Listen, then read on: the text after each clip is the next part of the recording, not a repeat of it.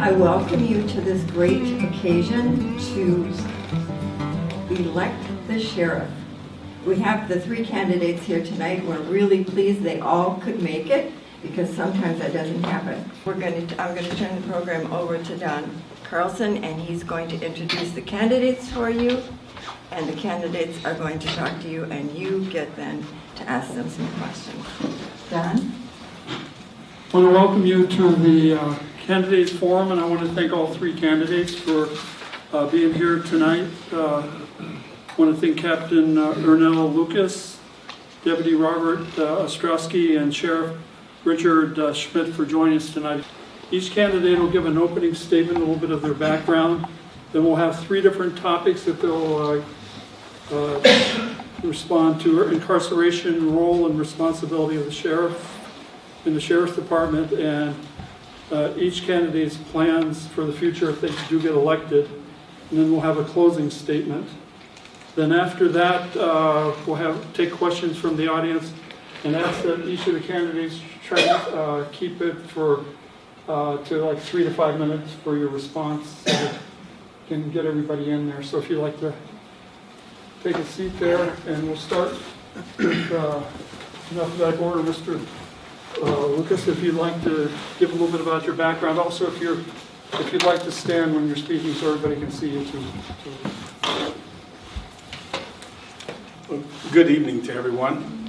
Good evening. And thank you, Don and Grassroots South Shore for Southwest Citizens Coalition. Citizen Coalition. I know you're a member of so many different organizations. But let me say it's an honor and a privilege for me to be here tonight.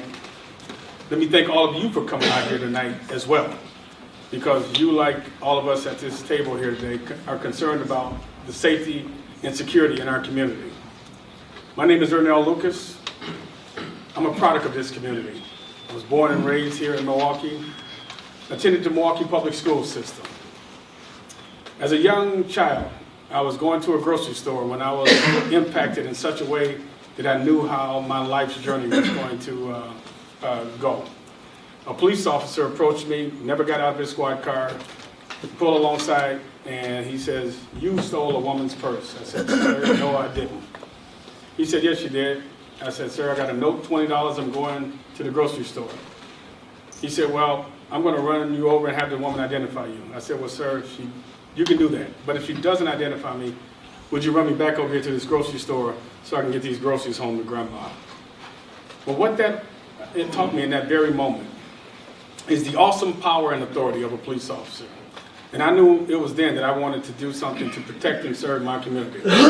I joined the police department at age 18 out of the high school, went to the 5th District right on 4th and Locust, not even a quarter mile from my home. And one of the very first people that I met was that very same officer who I had encountered as a young man. And I approached that officer and I told him, "Do you know who I am?" And of course he had no idea. But I told him he had such a profound impact on me that is why I chose this profession of law enforcement. I served 25 years in the Milwaukee Police Department. I had a number of experiences, being one of the first African American officers signed to the Upper East Side in Milwaukee. I was shot in the line of duty. I can say that that's an experience that I hope none of my opponents here ever experienced, but that no one ever has to experience. I also dealt with the aftermath of the Dahmer atrocities by being the spokesperson for the police department for 7 years.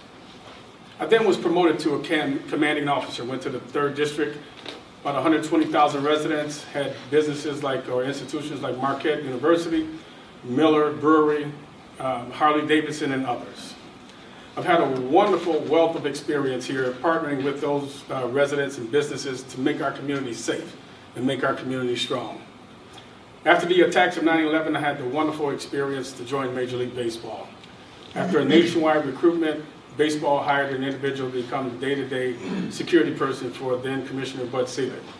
Out of a nationwide recruitment, yours truly was selected. I've traveled all over the country and all over the world with Mr. Selig, learned so many different lessons of his 40 years experience of being in baseball. After 6 years with Mr. Selig, he promoted me up to Vice President of Security, overseeing all security operations in baseball. I've had the privilege now of ensuring that 75 million fans, hopefully many of you in this room, have had the opportunity of enjoying a baseball game at the major league level, and 40 million fans at the minor league level. We ensure our young men and their families all across this country and all across the world. I've had that high privilege now for the past 16 years. But I watched, like many of you, as we watched the sheriff's department start to decline. We saw a sheriff's department that had a sheriff that had no compassion and human dignity as it related to treating people with respect. We saw a sheriff's department and its leaders who could not manage the resources that they had that oversaw a budget that got out of control. And ultimately, we saw a sheriff's department that was not delivering the level of service that this community so truly deserves and needs. It's for those reasons that I stepped forward when the former sheriff was in position, had the courage to step up to him and said, we need a new sheriff. We need a new sheriff because Milwaukee County deserves better. And I want to ask all of you to consider voting on August 14th, Ernie L. Lucas, for a fresh new start and a fresh new direction in Milwaukee County Sheriff's Office. Thank you very much.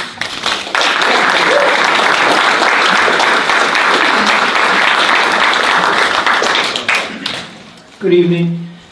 Again, I'd like to thank everybody here tonight. I think it's very important that the public gets involved. Across this nation, we see a lot of stuff going on with the criminal justice system, law enforcement, and I truly believe that the politicians of this country have forgotten what it's like to be a working middle-class family person. I've chosen to run for sheriff because there's a lot of issues within this agency. I've worked for this agency for 16 years. Very dedicated. I love my job. I love serving the community. However, the problems that we have within this agency stem from a previous administration. Richard Schmidt, our acting sheriff, is going to say many times tonight, he said he has talked about it on the radio, he's talked about it in the last forum, that it's always the previous administration. The fact remains is he was the previous administration. He was the one that ran the department as second commander, and he created a lot of these issues. The deficit problem that we've had, excuse me, has been because of unnecessary overtime, like guarding Sheriff Clark's house at an expense of probably $500,000 a year to do it. Unnecessary overtime within the lakefront assignments. I mean, this department is known for going into a panic mode and assigning a mass amount of deputies. As the president, or the former president, I'll say, as the Deputy Sheriff's Association, I'm aware of a lot of the issues that happen within this agency. I'm aware of the ethical problems, the moral problems that we have, staffing issues. Now, Richard Schmidt has tried to fix them when I was president, and his hands are tied sometimes. However, we have to, as a group, management and union at the time, have to look at a better system.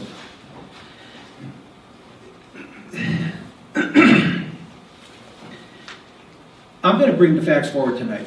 Any of the questions that you ask, I'm going to tell you what's really going on with the Sheriff's Department. We have serious issues with training, with officers, with deputy sheriffs.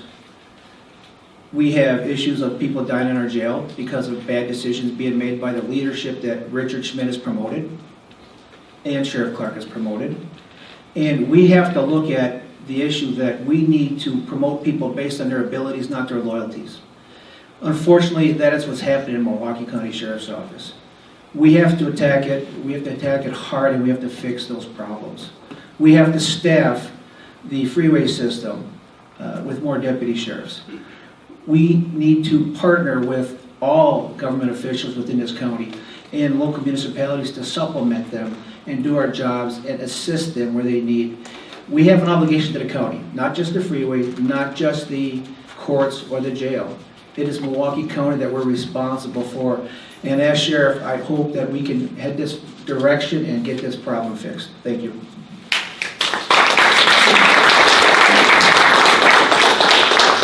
Well, good evening. Thank you so much for being here. It's great to see this this group here in Greenfield.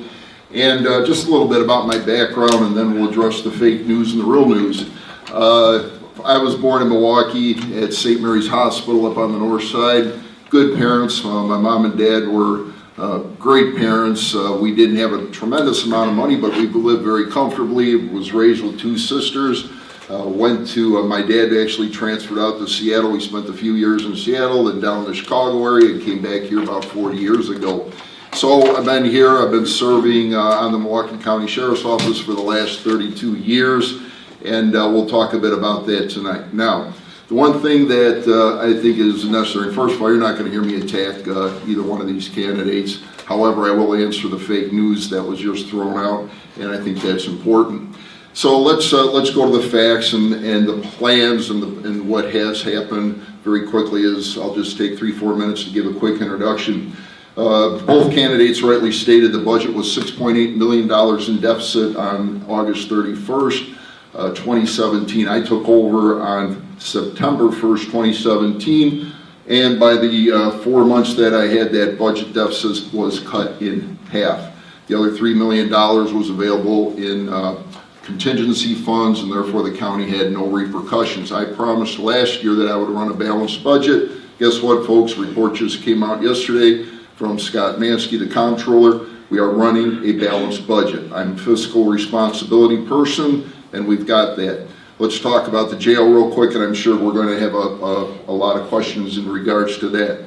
The jail was definitely had some issues. First thing I did September 1st when I took over, and I have not run that jail since 2010. I did run it from 2004 to 2010. I also ran the jail from the House of Correction from 2009 to 2012. By the way, all the reports that are going to document what I am stating as facts are before me.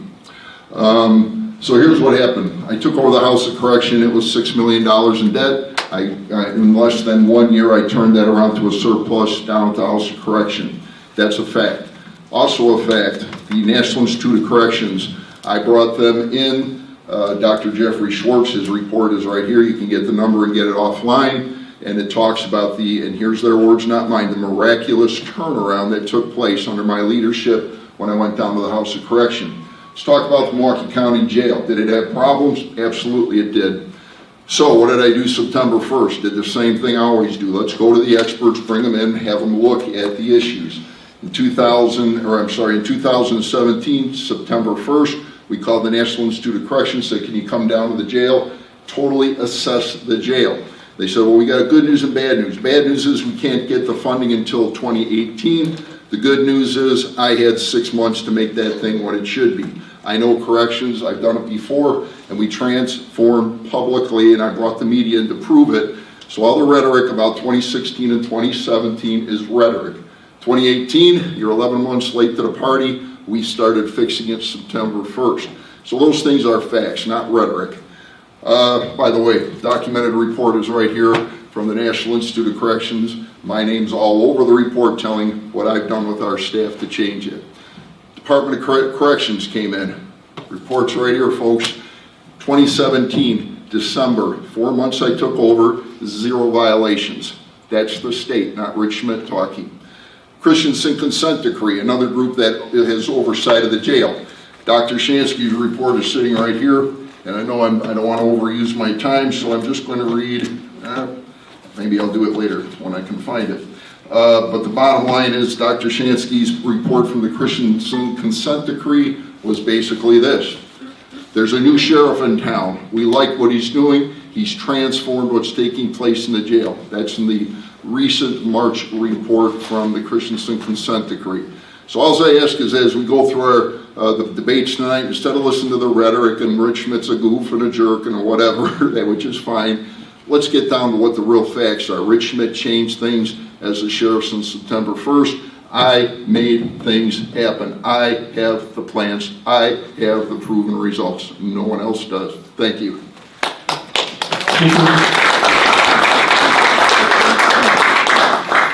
Prisons, jails, and incarceration are widely discussed topics throughout the country. I'd like to ask each of you to please discuss your views related to the topic of incarceration.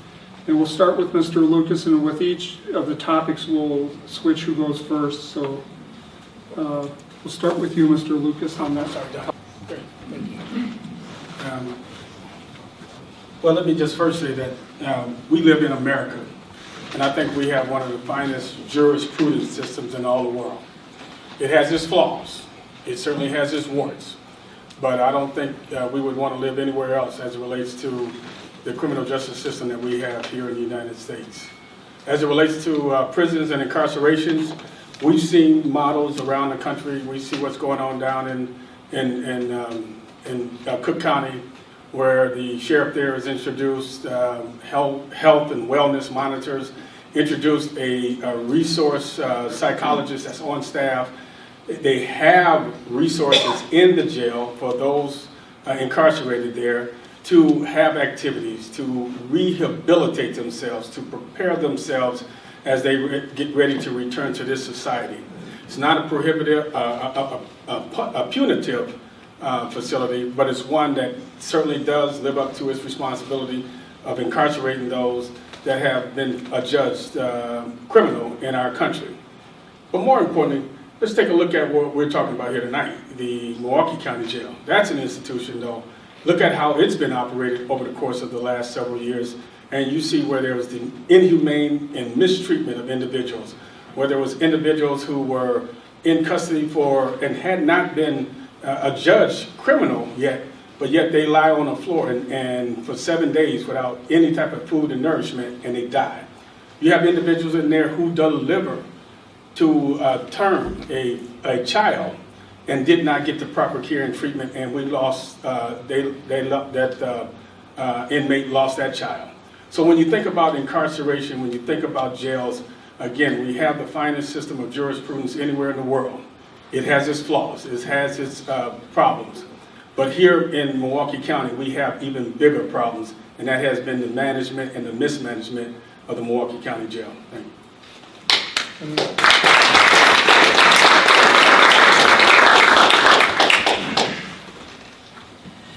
In regards to the incarceration problem across this country, I do believe we are actually on a verge of just overpopulating the jails and possibly having to build more. We have to have a system in place that helps rehabilitate the individuals. I am not a jail person. I've worked in a jail as a deputy sheriff. I've seen it. I've dealt with inmates. I've also watched this agency, and I think Ernell really said it the best, is that we have this problem across the country, I'm sure, but we really have to focus on what's going on in our jail, because it is a facility we incarcerate pretrial detainees. We've had many people die in our custody. Many times it's just their health-related issues. The dehydration, though, of one inmate, the birth of a child, those are things that never should have happened. The inmate health program that we have with Armor Correctional is ridiculous. They don't have enough staff to actually do their jobs correctly. We have to treat the inmates with respect. We don't not expect them to serve their time for anything that they do, whether it's at the House of Correction or within our facility, until they're sent to prison. You know, as America, we expect people to pay for what they've done. But we have to do it humanely, and we have to do it with dignity.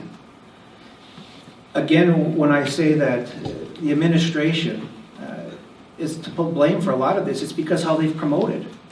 It is how they've promoted. Acting Sheriff Schmidt says that, you know, he was the commander, but he wasn't in charge of the jail. He's the commander of the agency. He's in charge of the jail. Don't let him misdirect you. All right. There is somebody that he had put in place, which was Major Nancy Evans, to run it. But it's very interesting that Major Nancy Evans was investigated criminally by the DA's office for actions, okay, under Richard Schmidt. She was transferred out of the jail, put at the airport under Richard Schmidt, and she was put back in the jail under Richard Schmidt. So again, I question why Richard Schmidt is allowing this to happen. If you have somebody being criminally investigated for some wrongdoings within the facility, why is it that she was kept her job? Now, I've heard the acting sheriff on talk radio saying that it was Sheriff Clark.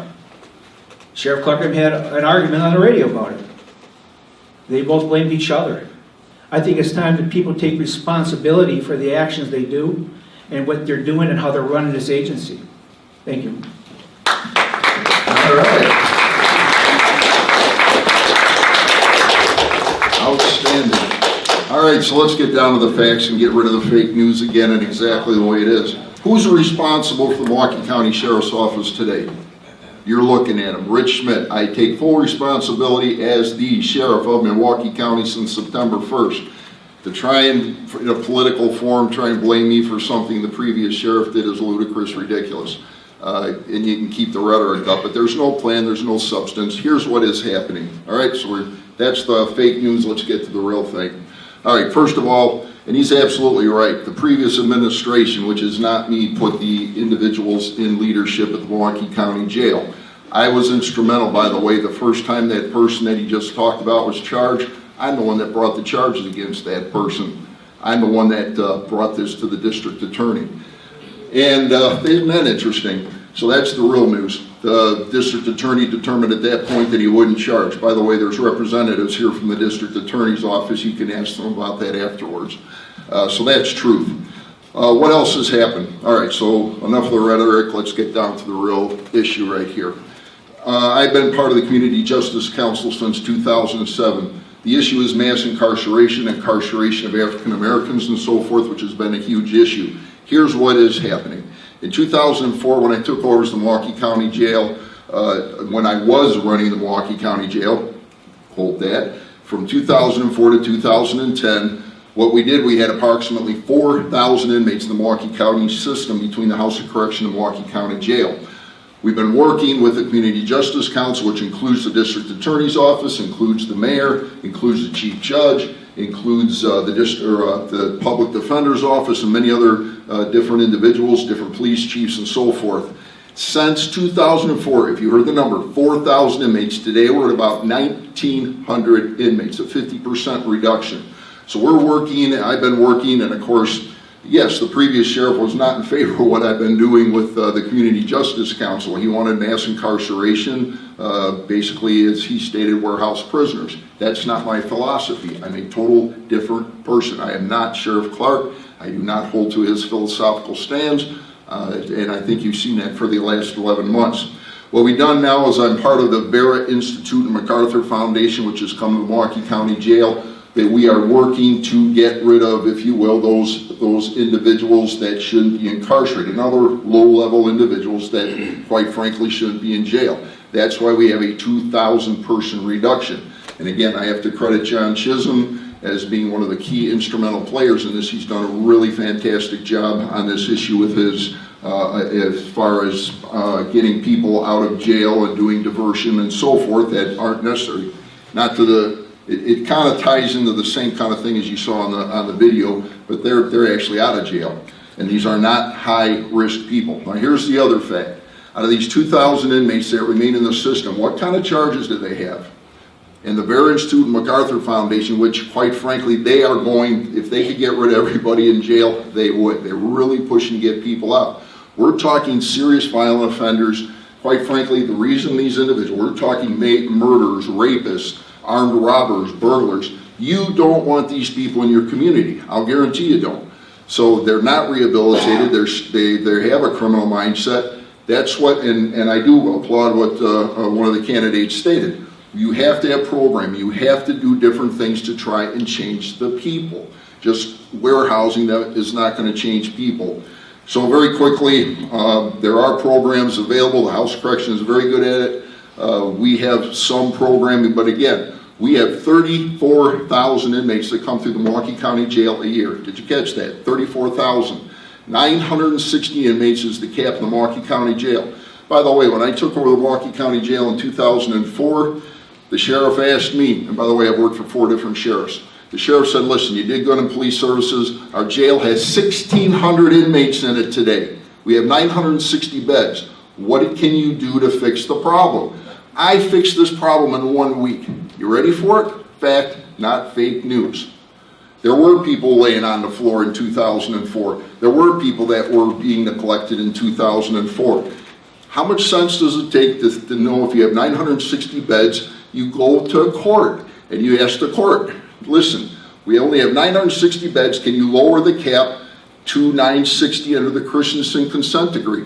Folks, I went to court, the cap got changed to 960, guess what? No more people sleeping on the floor since 2004. That's 14 years ago. I'm the one who did that under one of the sheriffs, all right? I know how to do this, so, and that's another fact. Write it down, check it on however you need to check it. It's a fact. All right, very quickly, because I know I'm overstepping my time here. Our budget for the Milwaukee County Sheriff's Office is $40 million. $20 million of that, 50% is in corrections. To say I have no experience in corrections when 50% of what we do is corrections, that's a problem. I know corrections, I know how to fix the issues. Here's the biggest issue. Why do we have problems in jail? Why do people die for the most part? I agree, there's some couple of horrific deaths that took place in the jail. Out of that 34,000 inmates, 30% of all inmates are on psychotropic drugs. That means they have seriously mentally ill issues. That's why they're being treated. Another 30%, according to our medical staff, has serious health issues. That means on any given day, we have upwards of 600 of those 900 inmates between those two categories that are seriously sick or seriously mentally ill. Unfortunately, many of them come in, their bodies are seriously decompensated. Well, folks, people die in jails, people die in prison. Should they? Of course, we don't want to see anyone die. But you look at the statistics nationally, which nobody does, they just pick on a couple of statistics instead of looking at what does the data really show. Unfortunately, because of the deteriorated people, because they are decompensated, we try and get the best medical and mental health care. And I'll close with this. It was brought up, well, don't like Armor Correctional. Well, guess what? Who went to bat and said, let's get an RFP written and see if we can get a different mental health and medical provider in there? I worked with the county executive, worked with the House of Correction. The RFP, the request for proposals, is being finished this week. It took $100,000, multiple months to get that RFP written so we can get the right medical and mental health professionals in it. Folks, I got the plans, I did the work, I've got the results. I'll leave it at that. Thank you. Okay, our next topic will be, what do you see as the roles and responsibilities of the Milwaukee County Sheriff and overall the roles and responsibilities of the Sheriff's Department? And we'll start with Deputy Ostrowski this time. We'll go to the left. In my last statement, I talked about what I believe the Sheriff's Department should be doing. We have an obligation to protect Milwaukee County. Under the previous sheriff, we've went from 700 deputies down to about 240, 220 when I first started. A lot of it was budgetary problems and bad decisions made by the previous sheriff. But we have to turn that around. As everybody knows, we see across the highway system, we had a guy that shot himself, it was just yesterday, or today it was. We're having shootings on the freeway. We need more staff on that freeway. But we have to broaden our horizons. We actually have to go out and attack the problems in the city. Whether we can do it or not, it's going to depend on staffing. But as a line officer, which Richard Schmidt is not, he's a commander, he doesn't have boots on the ground, so he doesn't really know what's really going on out there all the time. He doesn't listen to the people. When I was president, I asked him to have a forum basically with the rank and file, which he did. He actually did it and listened to the deputies and the correction officers and staff. But we have to direct it farther. We have to go to the local police departments and municipalities and see what you need to help us assist you. Richard Schmidt doesn't know this because he's not in a squad driving around, but I've actually been in my squad car, see a call on the CAD system where it says DV, MPD busy. So somebody was just involved in a domestic violence case, but we don't respond. If MPD can't do it because they're busy, then the Sheriff's Department should be stepping up and going to those calls. But we don't. Shots fired calls in the city. Dispatch will come across the radio and say, shots fired at this location. But we don't respond. We could literally be 2 blocks away, the closest officer there. Now, I'm not saying we take the call, but when life matters and somebody has been victimized, it's everybody's job in law enforcement to respond to secure the scene and protect and save life. It's embarrassing, in my opinion, as a deputy sheriff, when we don't do those calls.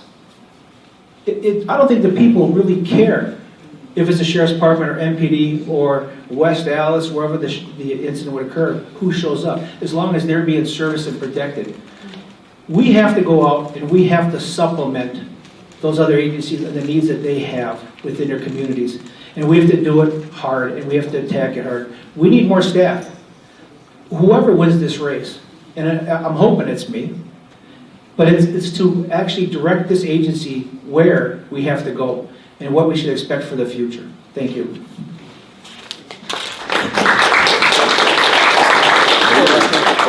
All right, thank you. All right, I don't know how big a shovel we're gonna need to get out of this mess here, but Rich Schmidt doesn't drive a squad. False news. I drive a squad everywhere I go. My squad is sitting right in the parking lot, by the way. On the way to the meeting tonight, are you ready for this, folks? Rich Schmidt, Sheriff of Milwaukee County, sees a individual going into the distress lane, going on the side of 6 cars. You know, I've been talking about the aggressive driving issue. Well, that's part, by the way, and we'll get to the other things that the sheriff's office should be doing, but aggressive driving is one of them. One of the statutory mandates of the Milwaukee County Sheriff is to patrol the expressway system. I patrol it every time I go back and forth to work. False narrative. Well, let's see, what did I do? Well, I guess I didn't have a squad car, so I couldn't do anything. Wrong answer, I did have a squad car. So what did I do? I jacked up my speedometer to about 90 miles an hour to get behind the individual that just crossed on the right distress lane, 6 individuals. I got behind the individual. This is on the way here, folks, tonight.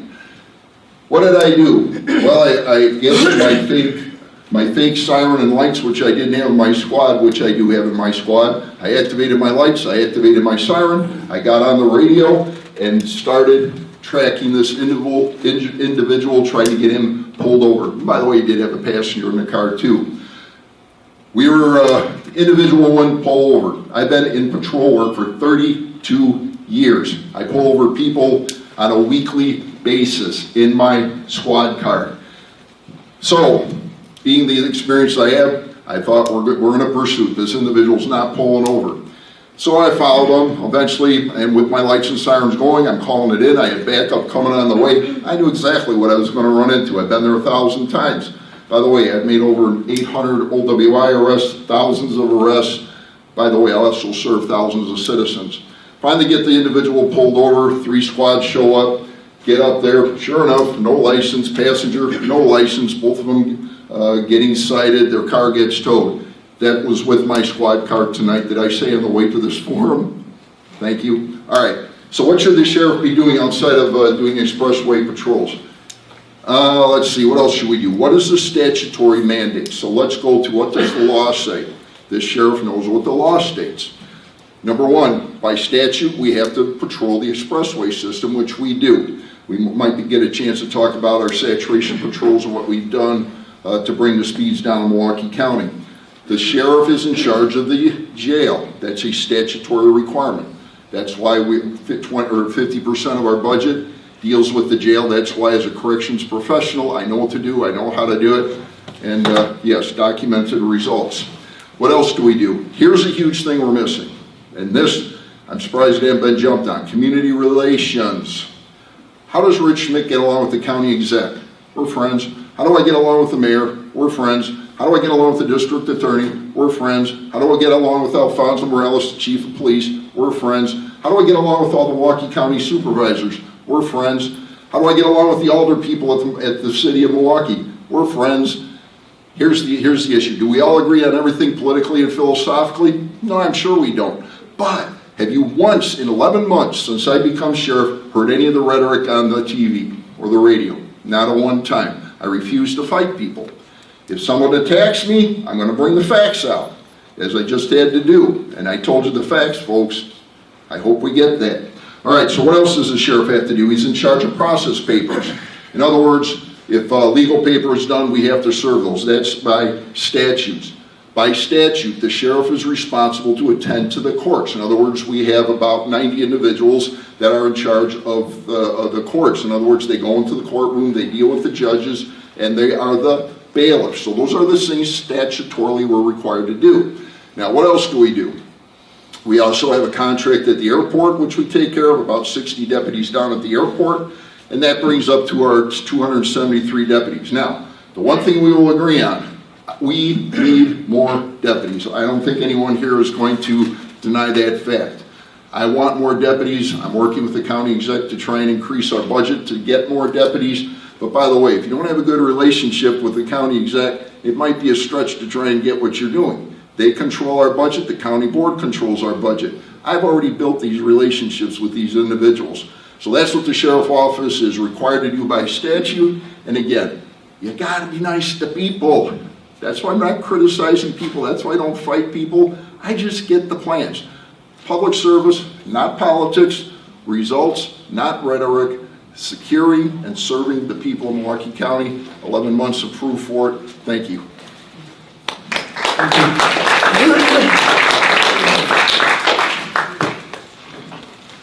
Well, thank you. And since the acting sheriff has enumerated all of the duties and responsibilities of the Milwaukee County Sheriff's Office, let's just kind of recap it again. The primary responsibilities are the courts, the parks, the freeway systems, the jail, and then, of course, the airport. But one of the things I think that the sheriff should do is the sheriff should be a leader in this community. One thing I continually to hear from the acting sheriff is I. He has done so many things all himself. Where is that leaving his department? Hadn't we seen that in the previous administration where the previous sheriff became so attended to his own ego that he was not thinking about the men and women of that organization? Well, let me say that one of the things that I want to do is instill leadership in that organization. If and when I am away from the office, I have every expectation and duty that whoever is serving as the undersheriff of the Milwaukee County Sheriff's Office is going to assume all responsibilities and duties as if it were me.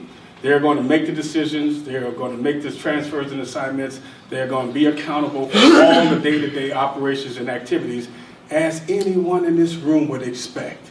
So there's not going to be any shirking of responsibilities. There's not going to be taking any accountability. We are going to be leaders. We are going to be accountable.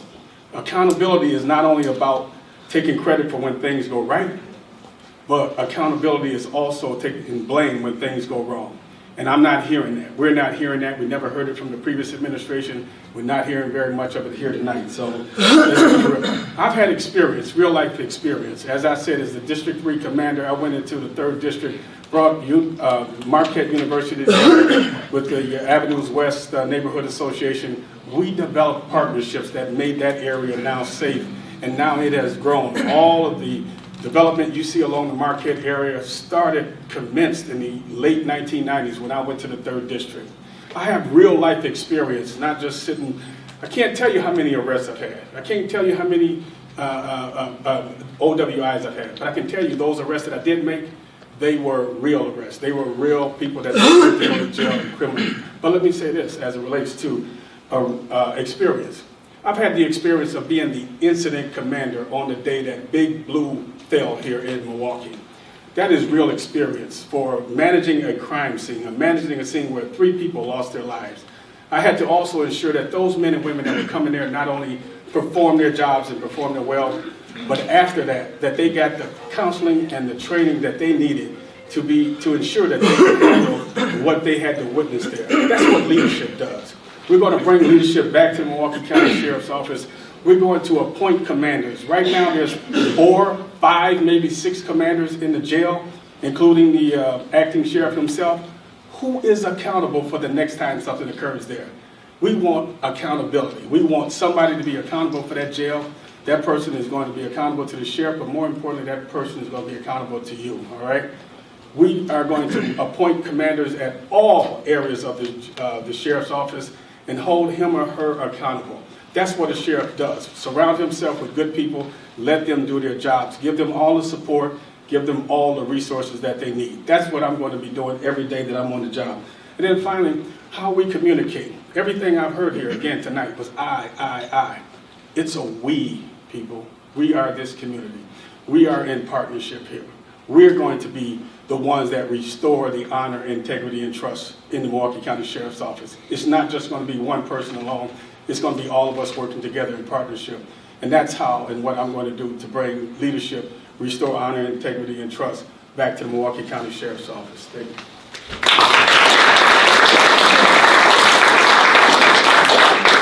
And then the last topic is, if elected, what are your plans for the future of the department? And we'll start with Sheriff Schmidt, and then we'll go back to Mr. Lucas, and finally to Deputy Ostrowski. All right, thank you very much. Leadership. I've been a student of leadership, and here's what I like to say. We have 700 employees, 272 deputies, 240 correctional officers, about 150 support staff. So what are we doing to increase morale, to build team and so forth, which I think is a huge part of what's been brought out, and I think it's a good point to end with my discussion tonight. That is extremely important to me. In fact, here's the things that we are doing, that our staff is doing. The leaders in the jail now, and again, the numbers were spitballed instead of knowing the actual facts. There are 4 captains in the Milwaukee County Jail. There's a deputy inspector that runs the jail. There's another captain that's the assistant jail commander. There's then my undersheriff, who is one of the best undersheriffs I think in the country right now, an individual named Toby Weber.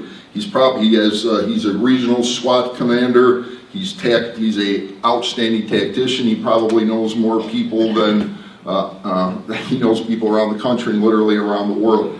Fantastic individual. So these are outstanding individuals who do run the sheriff's office along with myself. In addition to the jail staff, we have 4 deputy inspectors who are specifically to run the various divisions that we have, specifically the patrol division, which is our Deputy Inspector Hughes. We have the jail, Deputy Inspector Dobson, and Deputy Inspector Barco, who's in charge of all of our lead, our law enforcement analytics division. Top-notch people, excellent at what they do, and yes, I did put these individuals in those spots, not the previous stuff. That wasn't under my purview. So these are excellent people. So what have these individuals accomplished? They've accomplished a lot. They are the ones who have transparently transformed the Milwaukee County Jail. Again, we can cry and complain about what happened 2 years ago, 3 years ago, and we should. It was outrageous, but here's what's happened. In the last 11 months, these leaders, of which I have right now have the privilege of being at the helm of, these are the individuals that transformed that jail. Unprecedented move. The first sheriff ever to invite the media to come into the jail. So you can hear about, well, it's deplorable and it's this and it's that. It's all fake news, folks. You've got it on film. The news cameras came in. You saw the shiny floors. You saw where the mental health units were. You saw where the individuals are in the medical care that they're receiving and so forth. It's all on film. So it's documented, and I wanted it documented because I knew it was changed. That's the credit to the 240 people that work in that jail. What else do we have? Well, we have our patrol division, who is constantly out there. They're beating the bushes, they're putting their lives on the line in order to protect the citizens of Milwaukee County. Every one of us has watched the road rage type things, the ridiculous aggressive driving that's going on. Yes, because I was attacked, I told you a story about myself to make it known. Rich Schmidt is actively in patrol. I've been serving for the last 32 years with a uniform on. I am, catch this folks, I am a Law Enforcement Standards Board certified police officer. You might want to check the other records. That's all I'll say. What's been going on the last 16 years? Might want to check that. So we'll just leave that at that. So here's the issue. Our staff has made these transformations. They are out there putting their lives on the line every single day, and I applaud what our staff does. Now, I'm the one that's got to run for sheriff, so unfortunately I got to talk a bit about myself. Otherwise, you don't know what I'm doing, right? Well, I've got to document what I'm doing in order to make it. You're not voting for my staff, you're voting for me, correct? So excuse me for giving some personal illustrations, but the people are what make it happen. So it is about leadership. Now, let's talk about accountability, and I'll stop. When it comes to accountability, here's something, and again, I'm sorry, but I'm the leader. I got to take responsibility for it, and I want to take responsibility for it. Anything that happens in the jail that has any potential criminal nexus, any potential sickness or possible death that could take place, I have ordered that it be investigated by another outside agency.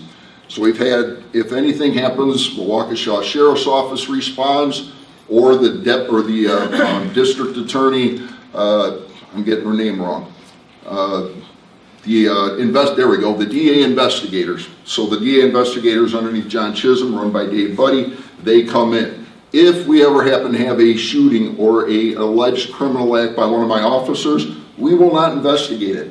I have made that very clear. We will bring in the DA investigators, we'll bring in an outside agency. That's accountability. So we won't do that. I have the right to do it. The previous sheriff had a right to do it. From an accountability standpoint, it's terrible, it's not transparent. So under no circumstances will I allow us to, if you will, investigate anything that involves one of our officers. All right, what are the plans for the future? If you go to our website, www.schmidtforsheriff, SCHMIDT, the number 4, not the word 4, the number 4, sheriff.com, schmidtforsheriff.com, you'll see my 14 initiatives that we've done with the sheriff's office. Massive amount of things have changed. Again, to try and say nothing's happened in the last 11 months, it's been an unprecedented change that our staff has done to change the Milwaukee County Sheriff's Office. It has massively changed. So it's 11 months late to the party, folks. It started September 1st, 2017. These things have happened. So I just invite you, please go to the website, check out exactly what we've done, what we are doing as a team. I don't do these things. I administrate it. They make these things happen. Our 700 staff members, they've done a phenomenal job, and I applaud them for what they do. And I guess we'll close with that. So thank you very much for allowing me to speak tonight.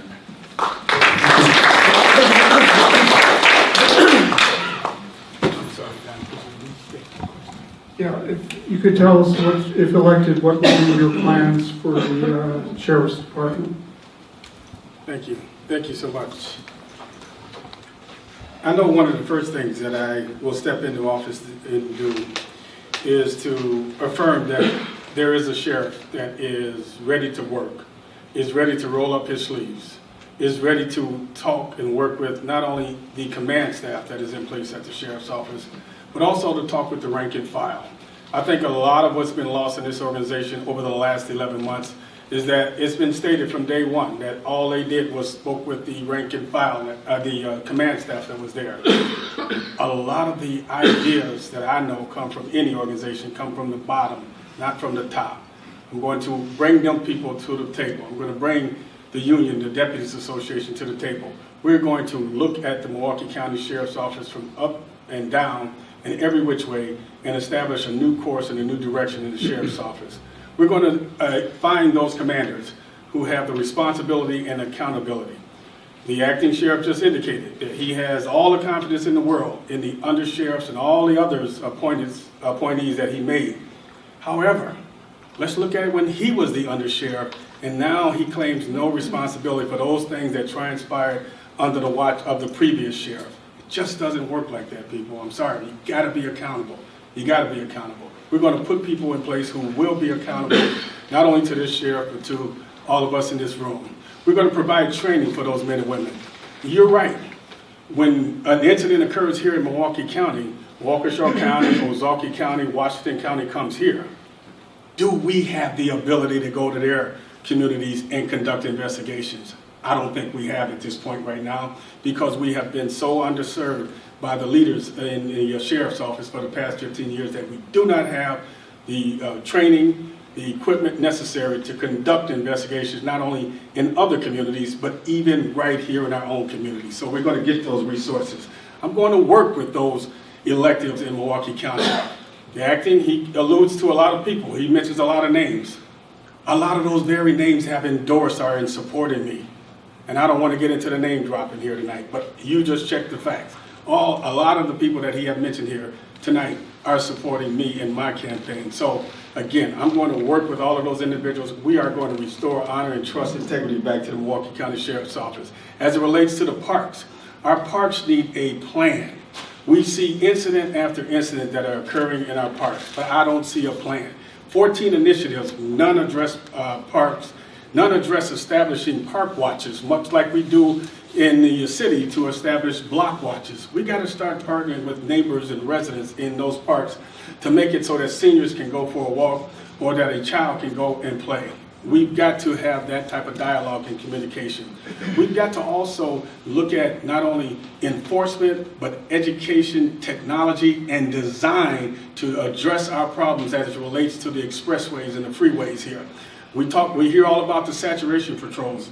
Ladies and gentlemen, let me tell you, saturation patrols are not the most effective means of addressing crime problems, okay? You've got to have some high visibility patrols out there that let people know you're going to change the culture, you're going to change the attitudes of people in the motoring public.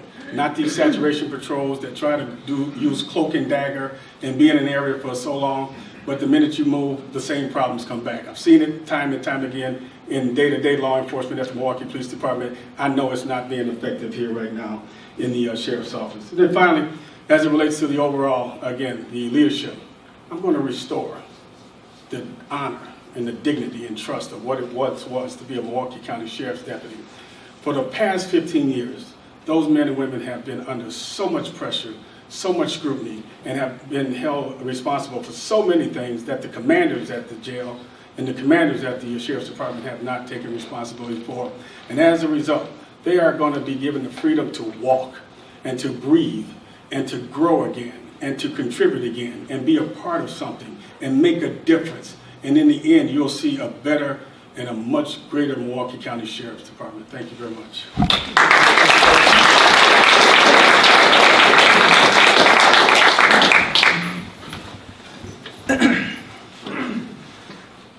When I win this race, my goals are to direct this Sheriff's Department back to doing the police functions that we are required to do, not just the mandated ones that Richard Schmidt talks about.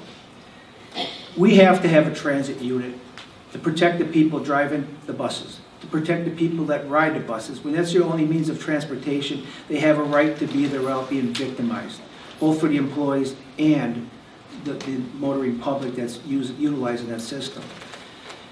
We have to partner with elected officials. Richard Schmidt says that, he has relations with Abley and county supervisors. Well, the fact is, so do I. As a president of the union, I dealt with Chris Abley. I dealt with some county supervisors. I dealt with Bob Donovan, other aldermen within the city. We've talked many times, and it's because I was a leader as the union. And we have to have relationships. So don't let him try to change the system and saying that he has it, we don't. I am also a certified law enforcement officer from the state of Wisconsin, just like Richard Schmidt. Yes, you were. So it's not that I can't do what he's doing. I have the same capabilities. When I get in the role of position here to be the sheriff, we have to attack the issues. We have to have a training program in this agency that is certified and sanctioned. Not because you write 10 tickets, I'm going to have you train somebody. That is what's going on, folks. I am telling you the truth because I worked on the front lines. I've trained people, okay? And I am not a certified trainer. A certified trainer goes to school to be a trainer and then evaluate those who he trains. Nobody in this agency does that. Richard Schmidt, as a senior commander, has not implemented that since 2010, since he was a senior commander. We need to make sure the deputies, the correction officers, all the staff of the Sheriff's Department are doing their job to the best of their abilities. And we need to focus on that so that we know that we are providing the best service to this community. That's what the community deserves. We're doing okay, but we can do better, a lot better. Thank you.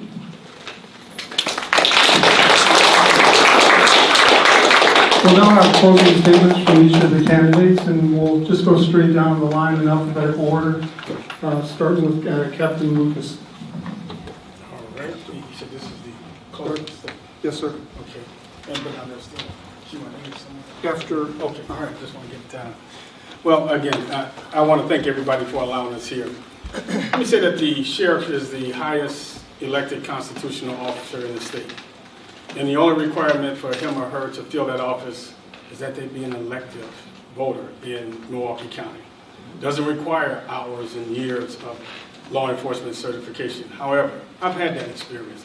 I've had 25 years experience in law enforcement, working on the streets day to day, keeping our community safe, partnering with businesses, with community groups, with neighbors, just like all of us in this room, to develop solutions and strategies to make our community safe. I've had high-profile positions like being the spokesperson for the Milwaukee Police Department during some of the most difficult times in the history of the police department, during the aftermath of the Dahmer trial. I've had experiences of my own, being shot in the line of duty. And how many of us, again, have had that misfortune ever happen in their life, but not only to get knocked down, but to get back up. Those are the lessons and experiences that I bring to this position. I've had now for the past 16 years the opportunity to travel all over this country and all over this world, ensuring that, again, 75 million fans get to enjoy a baseball game at the major league level, 40 million fans at the minor league level.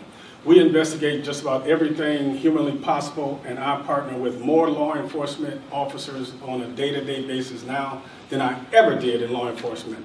The next time I speak to the sheriff in Maricopa County, Arizona, Hillsborough County, Florida, or in Clark County, Las Vegas, in Nevada, it won't be the first time, because I've interacted with those individuals on numerous occasions as it relates to protecting our assets. So when it comes to experience, judgment, and leadership, I hope when we go into the polls on August the 14th, that this community will vote Ernell Lucas for the next Milwaukee County Sheriff, because I bring the temperament, the judgment, and the leadership to bring all segments of this community together to make our community strong and to make our community safe. Thank you very much, and God bless you all.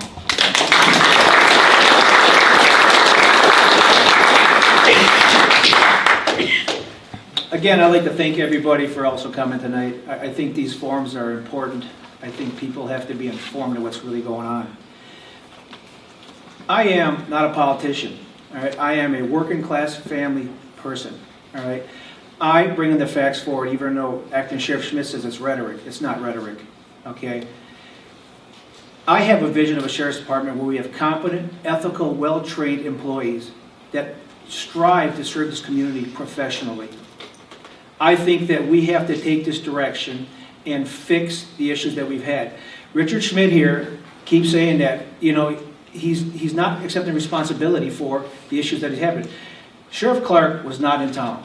Sheriff Clark was not here, leaving the second in command to run this agency. Sheriff Clark and Richard Schmidt had that argument on the radio, that Richard Schmidt had the opportunities to fix these issues.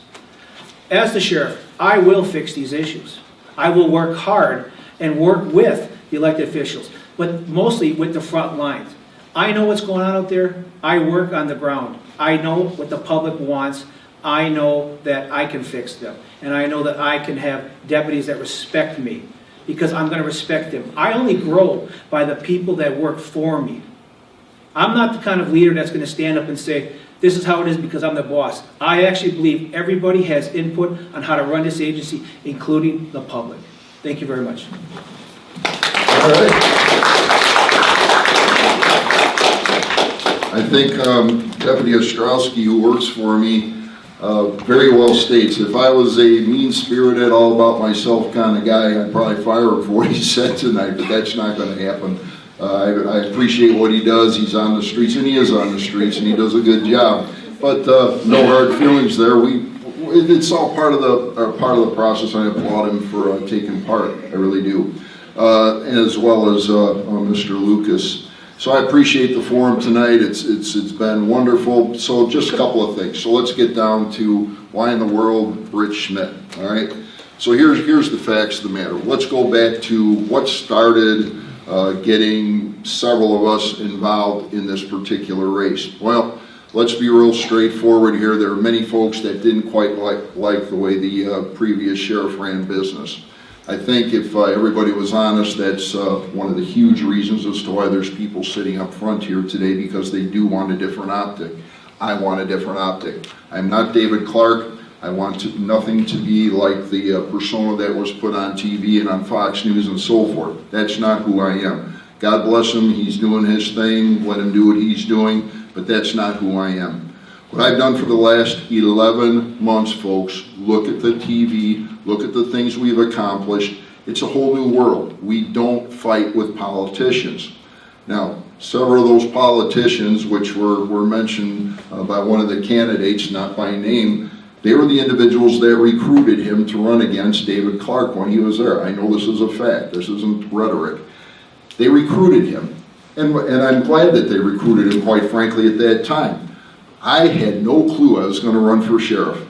August 31st, after one of the candidates had already put his name in and stepped up to the plate, as he states, and that's a positive, by the way, that's not saying anything negative, I'm glad he did.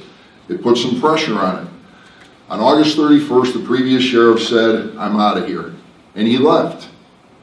Well, I'm all of a sudden, by statute, Rich Schmidt is now the acting sheriff of Milwaukee County. What an opportunity. Now, could I have quit and just said, screw it, I'm done? I could have retired, I could have. But I said, no, let's seize the moment, let's do everything we possibly can to help the citizens of Milwaukee County. Let's recover from what, quite frankly, was bad morale, bad issues, bad situations that had taken place, and let's change this for the good of the people. So we went to bat. 5 new initiatives I came up with that first night. One of them, the huge one, community relations. Let's stop the silliness and the fighting with all elected officials. Again, I don't fight with electeds, I work with them. Do I have all their endorsements? No, and rightly so. The individuals that brought one of the candidates in, they better endorse him. They asked him to come into this race. So I applaud them for that. That's loyalty and it's a good thing. So that's wonderful. What I am saying is this. I'm looking to the people of Milwaukee County now. I'm not going out trying, I am on the streets every day, folks. The squad's here. I told you what I did today. But there's a lot more to this. You've got to have administrative experience. I know how to balance that $40 million budget. It's been done. It's there. I knew how to fix the Milwaukee County Jail. Folks, again, we've got to get away from what happened 11 months ago and 2 years ago and 3 years ago. Right here, folks, documented evidence. These things have already been changed. Our staff has done the work. It's done. It's done. The saturation patrols, whether you like them or not, are extremely effective. Yes, they do slow down. Now, here's the issue. If you don't use saturation patrols, where are you going to get all the deputies that we're talking about here? Every single deputy costs the taxpayers $100,000, and the sheriff has no ability to hire anyone. They won't be able to hire anyone. They have no ability to. So to say, listen, we need 10 deputies, 20 deputies, 50 deputies, I agree. But you can't, if you don't know the political system, here's how it works. You go to the county exec, you try and get him to put these, whatever the amount of deputies is on the budget. After that budget is set, it then is transferred to the Milwaukee County supervisors. The supervisors then look it over and determine what is feasible. The sheriff has no say whatsoever, so we're at the mercy of, if you will, the county board, the county exec, and so forth. That's why, and I agree, you've got to work with these individuals if you want to make progress to get more deputies hired. And I'm all for that. We're all for that. So that's the bottom line. Bottom line, folks, is 14 new initiatives, things that have happened that I trust that you've enjoyed seeing. And I just close with this. If you want a law enforcement professional, a certified law enforcement professional that can take police action as well as do administrative work, I'm your guy. If you don't like what you've seen over the last 11 months, dump this guy. God bless the other individuals. We'll support them. But I honestly think there's no one that has the experience that I do. There's no one that's made the changes that I've done. And again, I'm sorry, I have to use myself on this. The staff has done the work. I've made the initiatives. I've made the changes. It's happened. The staff has accomplished these wonderful things that we've said we would do, and they're done. It's 11 months late to the party, folks. It's happened. Thank you. Okay, thank you. Let's give a big hand to all 3 candidates. I want to thank all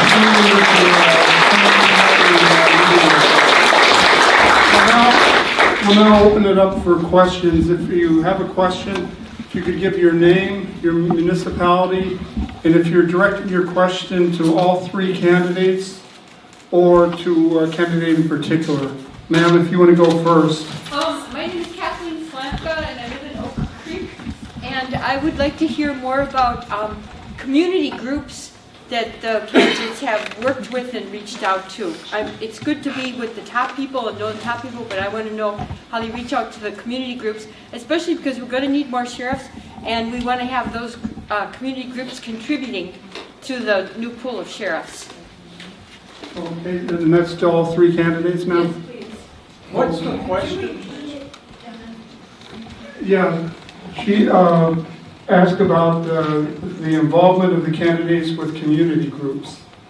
Yeah, their experience in that, but also their plans for the future working with community groups. So let's see, why don't we start with Sheriff Schmidt and then we'll work our way down on this one. I was trying to make my list there. Great question. Thank you, Kathleen, for bringing that up. So, and that is that's one of the huge pieces about what the Sheriff's Office needs to do. Now, up until, and again, excuse me for saying, the previous administration really did not have a community relations unit. There was a little teeny tiny one that didn't do much. So what are we doing now since September 1st? So one of the first 5 initiatives was to get the community relations fixed. So what did we do? So again, we have limited resources. How in the world, when you don't have enough deputies the way it is, how do you reach out to the various community groups and so forth? So I've taken part in part of that. So first thing I did, and actually Elizabeth Cox from Harambe 53212, which is a North Side neighborhood, invited me to be part of her new group, Harambe 53212. So that got me, if you will, into the North Side of the African American community, which I really wanted to do. By the way, we've never in the last 15 years had one African American individual that went and worked with that community.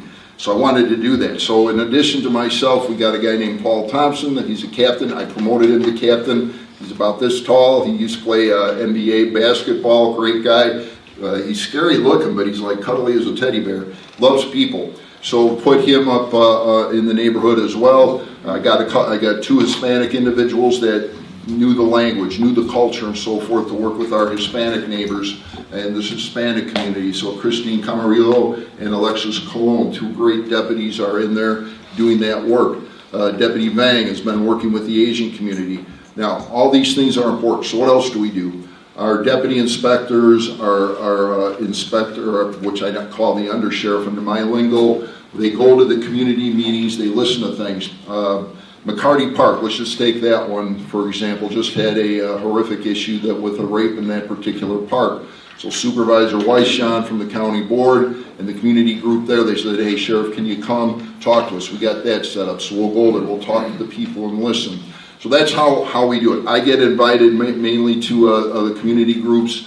They'll ask me, and of course my schedule is crazy. I'm at things 3, 4, 5 events a day. So if I can't go, we have our community relations people go to the various places, the various communities. It's being very effective, and of course they build these relationships. 100% agree. Community relations and law enforcement has suffered dramatically in the last several years through some of what the shootings, the violence, and so forth, and quite frankly, whether you agree with what you see on the news or not, the community relations have been strained. Sherman Park, huge strain. I could go on forever on this, so I don't want to, but so what, last week, I spoke at Park Lawn Assembly of God in Sherman Park, wonderful African American church. Next day, I went and met with 22 of their pastors in the Sherman Park neighborhood. So these are the type of things as a community, we get together. That's how you build trust, and you build trust with their leadership and our deputies and their people. We put deputies into the parks and so forth. And I'm just in Sherman Park. Everybody's aware that had a super bad outcome not that long ago, a little over, it's going on 2 years now. How do you repair that when they don't trust the cops? And this happens a lot in our cities today. Not so much in our suburbs, which is where I live, by the way. I'm happy to live. I live in Franklin. My address is out there. If you want to know where I live, you can come by and say hi. I'll give you a bottle of water. But anyway, it's important. We need to meet with the community groups, and I'm very invested in that, and it's a huge issue, and I thank you for the question. Yeah, There you go. Deputy Ma'am, was your question more in regards to the groups that I belong to now that I volunteer, or what my... The whole community in general, the whole community, the diverse community that we live in Milwaukee County. Okay, I volunteered some of my time as much as I can for a couple of groups. My church, I participated with. I also live in Oak Creek. I think as the Sheriff's Department, though, we have to have a diverse group of individuals out there partying with the community. And we have to actually hit that hard because of what's going on in this country. The culture of not trusting your local law enforcement is happening because there are some decisions being made by law enforcement that are incorrect. I can't, say everything's wrong that they've done, but we have to build that trust. The only way to build that trust is by having groups like this reach out to us as leaders and meet with those groups and try to understand their issues. The only way we're going to fix it is not because you have an African American deputy working in an African American community. You need a person of diverse groups that are working there to understand their lifestyles, their beliefs, their culture. That's why we have to do more of it. Richard Schmidt has activated a community facility program to partner with the community. I don't know how effective it is, to be honest with you. I don't think we have enough staff doing it. I think that we really have to focus and bring outside groups into this to run it. He talks about transparency, and we need to be transparent. The public has the right to look at us like they're looking through a pane of glass. We shouldn't hide behind it by having internal affairs cases locking up issues that people can't see. They need to have the right to see what's going on. They're the ones that expect us to do our job. They expect us to do our job to the best of our abilities, and even farther beyond that. We have to serve the community professionally. Thank you. Well, let me say one of the things, as a young man growing up in this community, I attended the Boys and Girls Club. I attended the YWCAs. I went to the Salvation Army. Those are all still strong members of this community, and I partner with them at the level when I'm working with the Milwaukee Police Department and even in my time in Major League Baseball. As I indicated, my experience in the 3rd District working with Northwest Side Partners, Avenues West Association, Midtown Association, Metcalf Park, and then including even Sherman Park. These are all viable organizations that exist in our community. But not only that, I have served on boards. I spent 5 years serving on the board at Sojourner Family Peace Center, an organization that works with those families in our community that have been impacted by domestic violence. I spent 10 years on the board at Grand Avenue Club, an organization in our community that works with those that have been challenged by mental illness. So when it comes to partnering, working with people in our community, I have not only the practical experience, but again, I've been doing it all throughout my years as a young man and throughout my adult life. I have been I don't know what they call it, a 25-year life member, supporter of the United Way and the missions that they support in this community.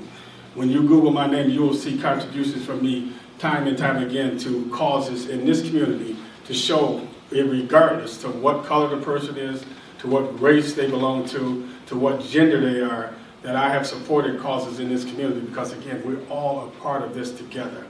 And as it relates to some of the assignment that I've heard here of individuals to certain communities based on their identification with those certain communities, haven't we lived through a time like that? And do we all really want to return to a time like that? I don't think any of us do, and I certainly don't. When I call a sheriff or a police officer, I don't care what nationality they are, I don't care what color they are. I just want to know that they come there and care about my concerns. So I want to have deputies, men and women, irrespective of their color or race, responding to all segments of this community to protect our community, to keep our community safe, and to make our community strong. Thank you very much.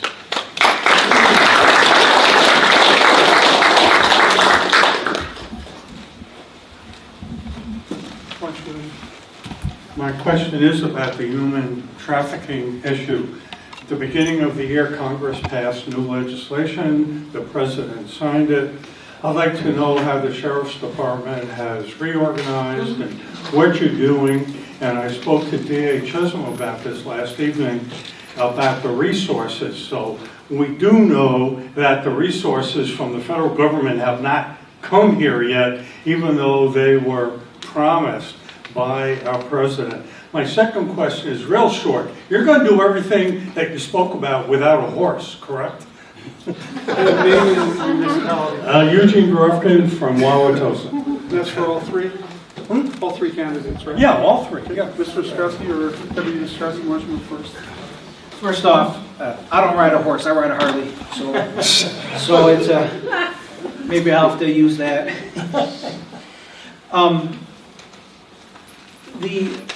The issues of human trafficking, it's really a position that probably Richard Smith will answer. I don't know what's going on with our agency because I'm not in command. However, the problem comes is staffing. And when I was president of the Deputy Sheriff's Association, I met with Chris Abley. And Chris Abley, he's always assured me that if he would give more money to the agency if he knew that the agency was going to spend it right.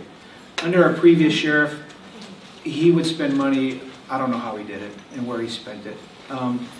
We really need to, again, work with the community leaders to get the funding we need so that we can have the staff to attack those issues. Human trafficking, it's ridiculous that it's going on.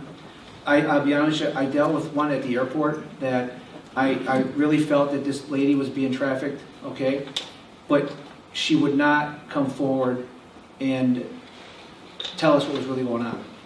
The flight attendants were concerned on the airline that she couldn't talk, couldn't speak, and it hit me hard. It really did, because if women are out there, whoever's being trafficked, are afraid to talk, how do they get out of that situation?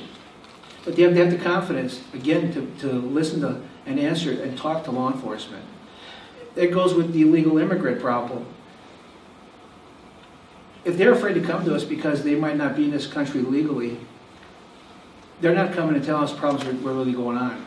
What do we know the statistics really are and how to fix the issues they have? There's crimes in all part of this city. I didn't realize until I became a law enforcement officer 16 years ago how close crime is to me.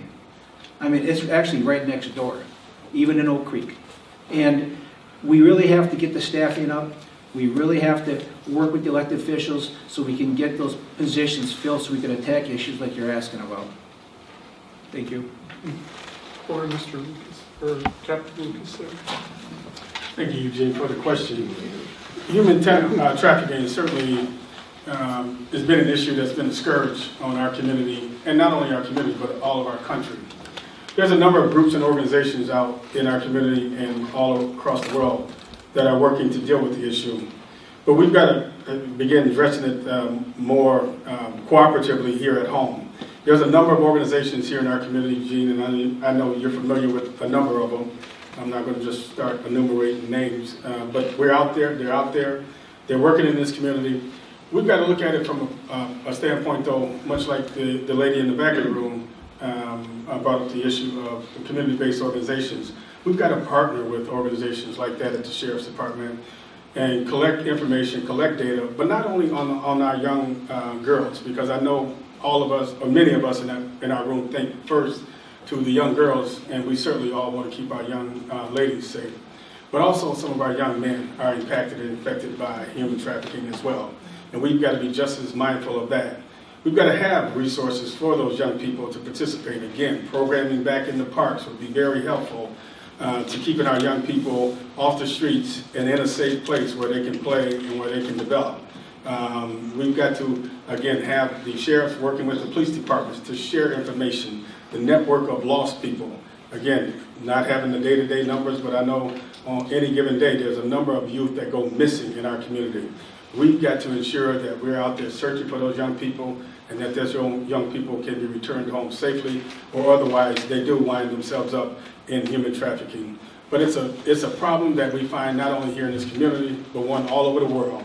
And we've got to be more strategic, more proactive, and certainly we've got to work more collaboratively in order to address this problem. It's not going to be solved overnight. It just didn't develop over one night. But it's something that we've got to work collectively at this community to address the problems of human sex trafficking in our community. Thank you.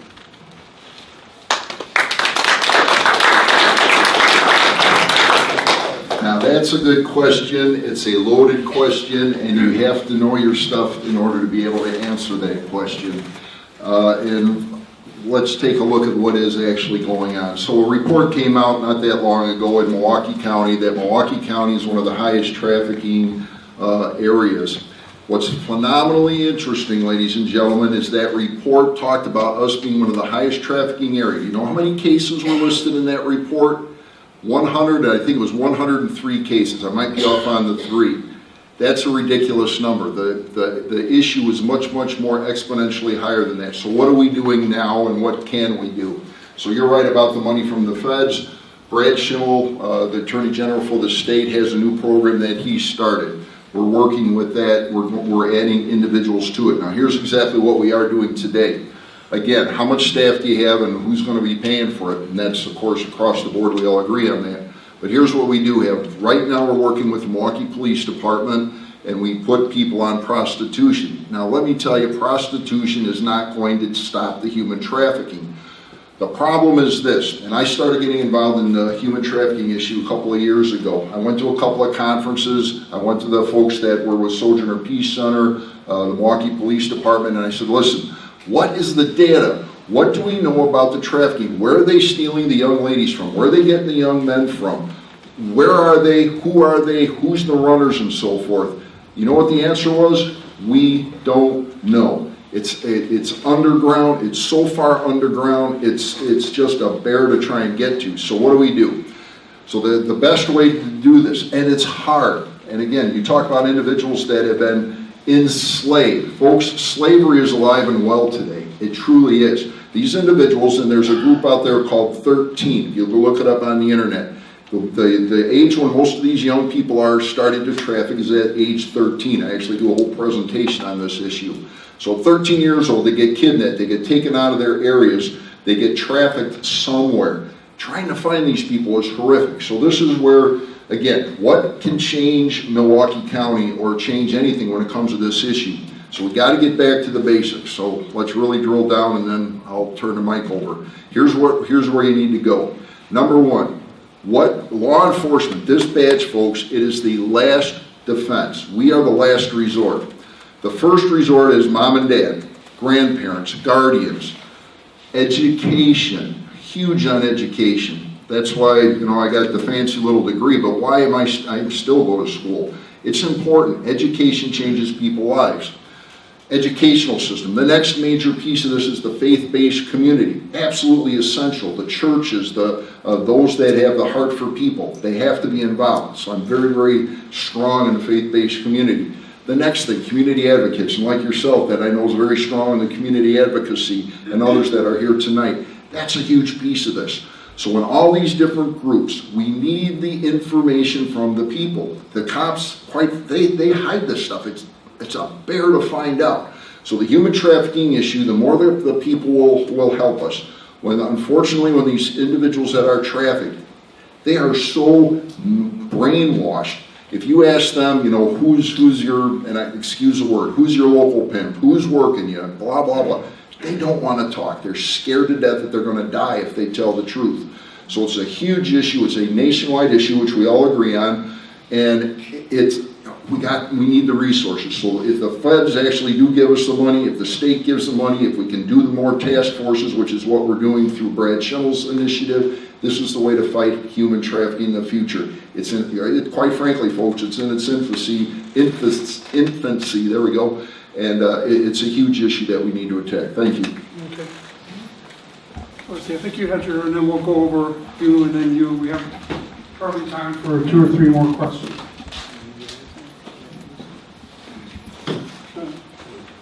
Thank you. My name is Daniel Katsuna, and I am from South Milwaukee.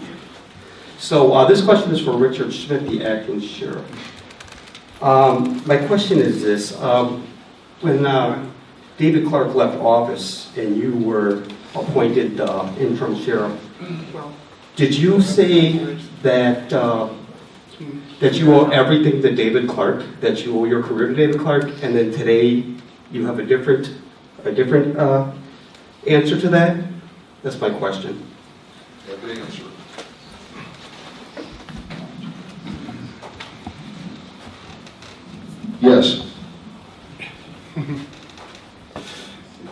Here's the answer. Three of us at this table have worked with previous Sheriff Clark. Mr. Lucas worked with Sheriff Clark when he was a captain at MPD. They worked together for multiple years. They were captains together. Deputy Ostrowski worked under Sheriff Clark. I worked under Sheriff Clark. Now, here's the good side. Our careers were advanced, yes, under Sheriff Clark administration. I do owe a great deal for him for advancing my career, so absolutely did he do that. Now, what do we not agree on? And I think a couple of us here, even though we worked with or for the individual, we've got some serious issues with some of the things that he's done. Now, I thank him. He was the one that I've been promoted under, I think, 3 different sheriffs that I was under, him being one of them. And I do appreciate that. So that's very important. But here's the thing. Every asset has a liability. And the asset of being fortunate enough to be advanced, if you will, under that administration, here's the negative side. I don't believe in command and control leadership. I do believe in servant leadership, as was brought out here. And I applaud the others for saying the same thing. You gotta love people to be in law enforcement. You cannot be a tyrant. You cannot be a bear. You cannot go after people constantly. You can't use derogatory things if you don't like somebody's political opinion. People need to be treated with respect, whether it's politicians, whether it's our own staffs, whether it's the people we work for. There's no place for disrespect. So servant leadership is what I practice. I am thankful for those, and I give credit where credit's due. He did help me advance in my career, but I will never ever subscribe to that command and control, mean-spirited type of leadership. Thank you.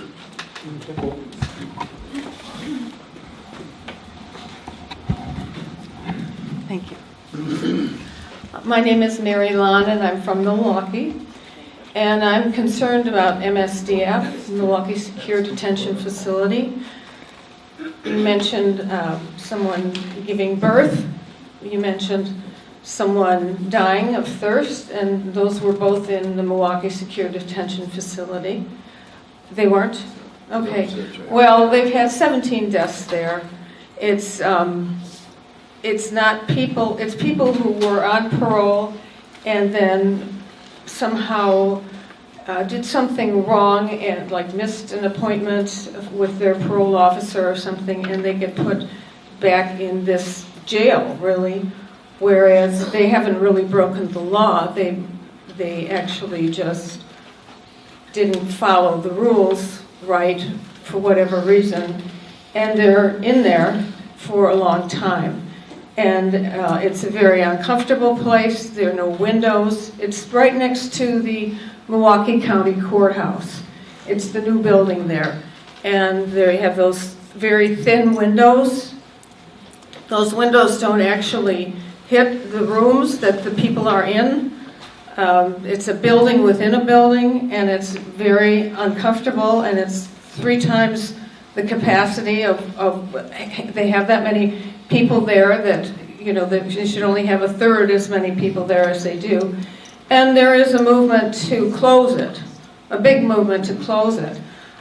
I don't know how you 3 feel about it, but I'd like to hear what you would do about that, because it doesn't sound at all fair to me what's happening to the people who are put in there. Okay, all 3.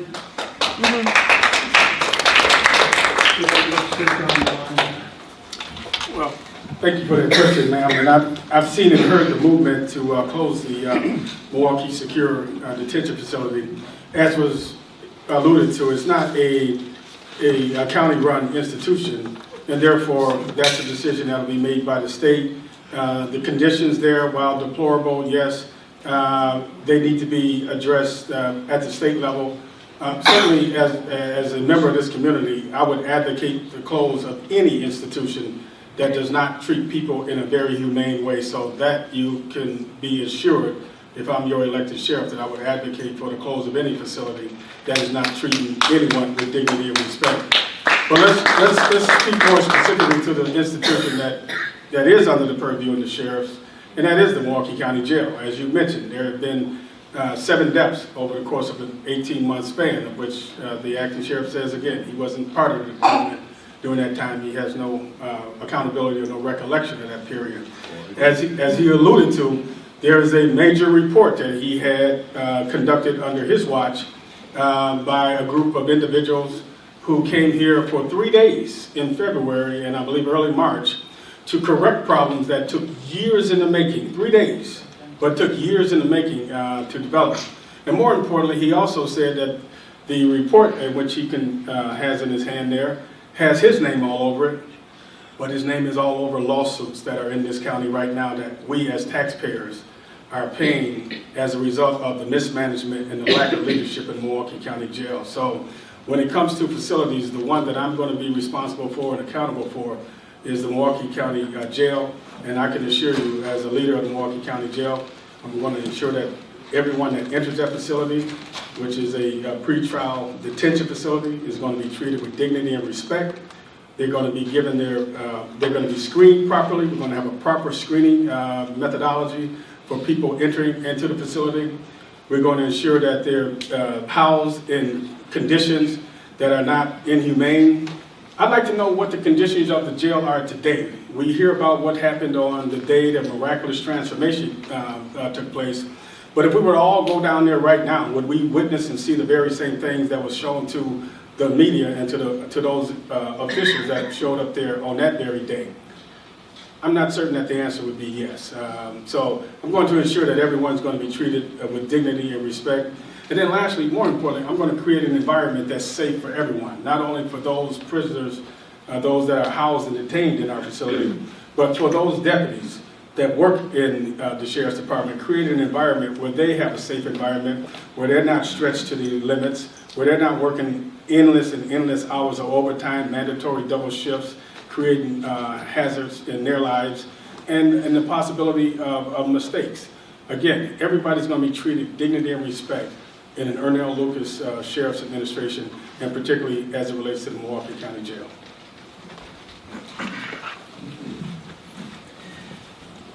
Mr. Lucas addressed the issue that Milwaukee Security Detention Facility is not under our control, and he is correct. The issues that you're describing, the windows, all of that, that really reflects more on the Milwaukee County Jail side on how those windows are set up. I certainly, when you talk about the windows, they didn't go into the cells, all right? Right. You know, the description of the building is almost like you're actually describing the Milwaukee County Jail, not Milwaukee Security Detention Facility, which are kitty corner from each other. The jail is right next to the courthouse.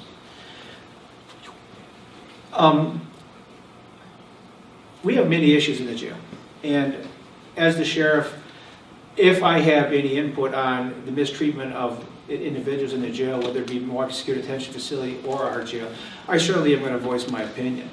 I don't believe that anybody should be mistreated. Nobody should die from dehydration. I mean, the ridiculousness of people turning off somebody's water and leaving it off is for days. It's just, I can't even understand it. When I worked in a jail, we turned off the water. We turn off the water because of inmates flooding the cells, and it causes damage to the floors of the other parts of the jail. So we have to do it. But what we did back in the day when I worked at jails, we documented it. We documented it. We passed on the information. So the next shift would know that the water's turned off.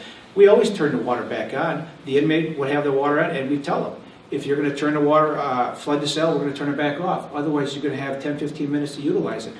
How this happened, I don't know. All I can do is blame it on the administration and how they've promoted people. Again, I believe a lot of the issues that we have in this county is because of the loyalty promotion instead of the ability to lead promotion. I'm going to tell you all right now, we have a lieutenant that failed the sergeant exam 2 years ago. Richard Schmidt promoted him to lieutenant temporarily. Now he's a supervisor over a sergeant position that he wasn't even qualified to do.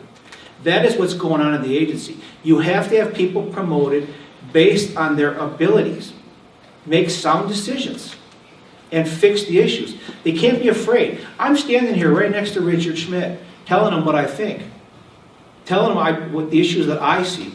And I commend him that, he says he's not going to fire me. It's like but I think, I have to say, we all care up here. That's why we're here. We have to fix these issues, all right? We have to fix it, but we have to have a good training program. I'm not in the jail. I don't know how they're picking people to train in the jail, but I have to believe it's the same way as we have done since I've been on this job. we have to have a sanctioned program where people are trained to train and evaluate to make sure these individuals are doing their jobs correctly. We have to have supervisors in place that are willing to make sound decisions and make sure that people are treated decent and with dignity. Thank you very much. All right, well, they've already answered the MSDF issue. It is not a county facility, it's a state-run facility. It's a probation and parole facility. They are way overcrowded right now. That's an issue, again, for the state. The sheriff has literally, I mean, we could tout anything we want to, say what we want to say. It's just rhetoric. We cannot control what the state does. The windows, by the way, we do happen to have slit windows in every cell. There are windows that the inmates can actually look out of, so it is not the same as was just stated. So again, let's get our facts right. Let's not just spitball things. That's not MSDF. Yes, MSDF does not have that, and you are correct. All right, so again, let's not guess at stuff. Let's get the facts straight. All right, so you attack me, I gotta defend myself. So here we go again. So what do we have? So bottom line is, when we look at medical and mental health, what type of things happen today? What about the medical and mental health screening that every single inmate that comes into Milwaukee County Jail has to go through a pre-booked screening? We won't even let them into jail if there's any indicators that they're seriously ill, sick, blood dripping down the leg, so forth. Those officers, we won't let them into jail. Get them out, you take them back. And we have 19 municipalities that take in, or that bring inmates to the Milwaukee County Jail. That's screening number one. Second screening, again, here's the facts. And by the way, you are welcome to come with me on a tour. You pick the day and the time, I'll take you through, personally. That's a guarantee, folks. Secondly, the second medical screening, medical and mental health screening takes place. It's a very thorough screening. It takes somewhere between 15 and 30 minutes to go through that particular screening. They are medically cleared before they get into the jail. And again, sorry for saying but I did it, and I'll take credit for it. I added what are called wellness coordinators to our jail. These are high-priced captains. They make about $100,000 a year, plus their benefits are about $150,000 a piece. That's $500,000 worth of resources. This is innovative, and yeah, I'm sorry, I did it. I brought them off the street where they didn't need to be. They were excess, in my opinion. We brought them in. Here's what they do every single day. They go cell to cell to cell to cell to see if an inmate's decompensated. Are they eating? Are they drinking? Is there a medical or mental health issue? These are seasoned individuals, just like others in our agency. They know how to spot things that aren't right. All these things we're talking about, these are a year, 2 years old again. Folks, that's 11 months ago. Yeah, these things document what's going on. And by the way, no matter who's sheriff, every single lawsuit that comes into the Milwaukee County Sheriff's Office, whoever the administrators are, their names are going to be all over them too. Folks, it's a litigious society. People sue. I can't, hundreds of cases come in, most of them frivolous and nonsense, and they get kicked out. Yeah, of course that takes place. It's law enforcement, folks. You get sued. It's part of the government process. So that's there. Anyway, that answers the MSDF question, I hope. The final piece of that is, well, what are you going to support? All right, so just like they shut down various institutions for the juvenile justice system, I'll tell you what the state's doing. They're farming out these things, or farming out their inmates. In fact, there's multiple different jails and so forth that they're looking to, quote unquote, pay to have those individuals housing, because I think they are like 300, 400, 500 people over their capacity right now. Let me make it real clear. We're at capacity. We're at 960. There's no way this sheriff is going to be taking in those inmates. They have to figure out the state. Are they going to let them go? Are they going to stop arresting everybody on P&P issues, probation and parole? Again, it's a state issue. I can't answer to the state. Thanks. Thank you for taking hang on. Thank you for taking my call. I don't want to put you in the defensive mode. Milwaukee has been sued recently by the ACLU. What is your preventive plan for Milwaukee not to be sued for the stop and frisk? Specifically because I'm a Latino and my son, I don't want my son to be stopped, just for the color of his skin. What is your preventive plan? instead of using that money for lawsuits, what is your preventive plan? Let's see, we'll start with the sheriff and then work our way down. If you could keep your answer brief, please. No, yeah, I will. All right, again, see, we're closing out. Thanks again for being here very quickly. What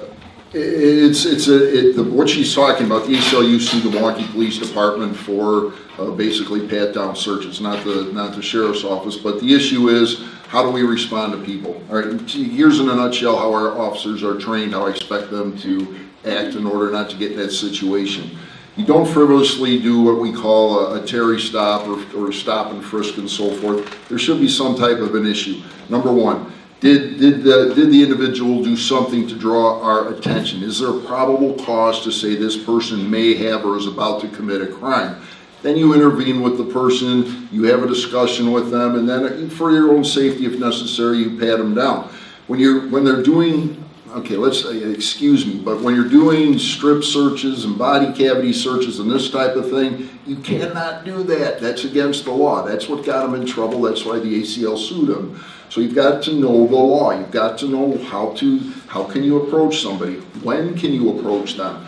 What is a proper pat down versus, quite frankly, going beyond where hands should be without a probable cause issue? So those are the things that came up. Our officers are trained exactly how to do that. We have a very strict policy on that. These gentlemen may have something else they want to add to this, but our policy is you don't do cavity searches, you don't do strip searches, you do a basic pat down to make sure there's no guns, knives, or whatever on someone, and you're done. And of course, that's not against the law. We never get sued over what we do if everyone follows our policy. Thank you.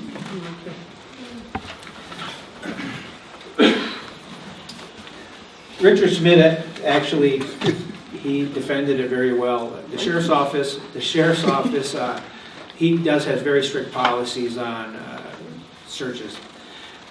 The biggest issue that we have to do is make sure that people aren't being profiled. We have to make sure when we approach somebody that we're there for a lawful reason. Whether it's in a bad neighborhood, working on a prostitution sting, whatever the cause may be, that we have to be a service call. It could be a motor vehicle accident. It could be anything law enforcement related. But it goes back to the training. I think the Sheriff's Office has some of the best training that I've been through. I mean, the academy was phenomenal. We had a very good ethics teacher back in the day, Captain Stever. I wish he was still here.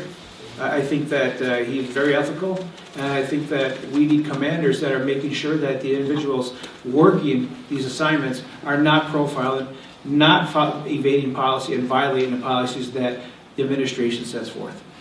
Thank you. May I ask the age of your son, please? He's 25 and he's an alumni of Wisconsin Medicine. Well, thank you. As I mentioned in my opening, being a man of color and somebody who has been profiled in our community, let me just say for your son and all of our sons and daughters in this room and all across this community that the Ernie L. Lucas-led Sheriff's Department will not target or in any kind of way harshly patrol neighborhoods of color and immigrant communities. We're going to treat everyone with dignity and respect.